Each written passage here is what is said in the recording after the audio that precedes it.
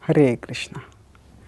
Fear, boiled down to its barest, is the absence of God. We all have different fears. The fear that our health may collapse, fear that we may lose our job, fear that our loved ones may leave us, fear that the national economy may crumble, fear that a war may break out. Now, all these fears are real in the sense that there is possibility that these things can really happen. But at the same time, what actually is fear? In its essence, fear in its essence is the absence of God. When you boil down fear to its barest, that means, okay, why are we feeling afraid?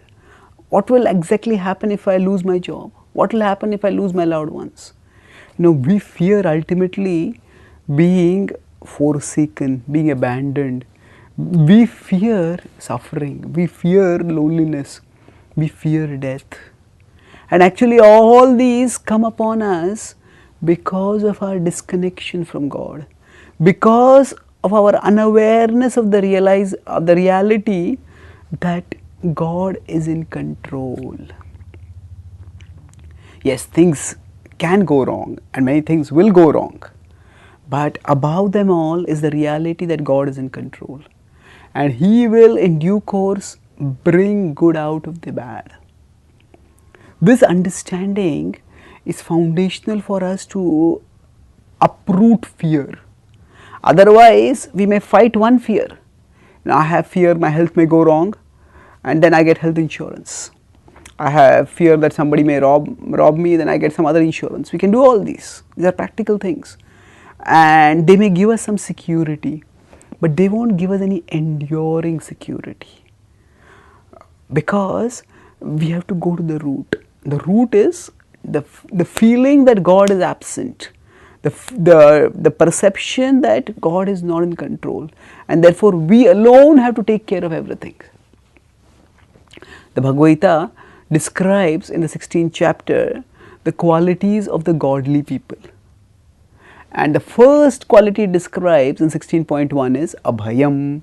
Abhayam sattva samshuddhi jnana yoga vyavasthiti danam damasya yajnasya svadhyayasthaparjavam. So he goes on describing a list in the second and third verses also. But it's significant that the first quality of the godly that is described is Abhayam, that fearlessness. Now how is fearlessness connected with godliness? The idea is that those who are of divine nature, that means they have connected themselves with God. They have learned to live in harmony with God. And why have they chosen to do like this? Because they have some understanding of God's supremacy, God's supreme controllership, God's ultimate benevolence. And it is through this understanding that we can calm ourselves, we can focus ourselves, we can purify ourselves, and we can free ourselves of the contamination of fear. So, if we are feeling fearful in our life, what do we need to do? We need to combat the specific fears, whatever they may be. But before that, and more important than that, is that we work to increase our connection with God. The more we practice Bhakti Yoga, the more we connect with Krishna, the more we will appreciate His presence in our hearts, in our life, and in the world at large. Then, even when things go wrong, we will not focus on the things that have gone wrong and become panicky. We will look at whatever can work out right amidst the wrong, and we will focus on that. Thus, fear will come, but fear will not overcome us, because we will be sheltered by the one who overcomes everything, whom no one overcomes. Thus, by recognizing the cause of fear at its root as the absence of God, we can see Bhakti Yoga not as an impractical otherworldly process, but as the most essential process for giving us the deepest security in life. Thank you. Hare Krishna.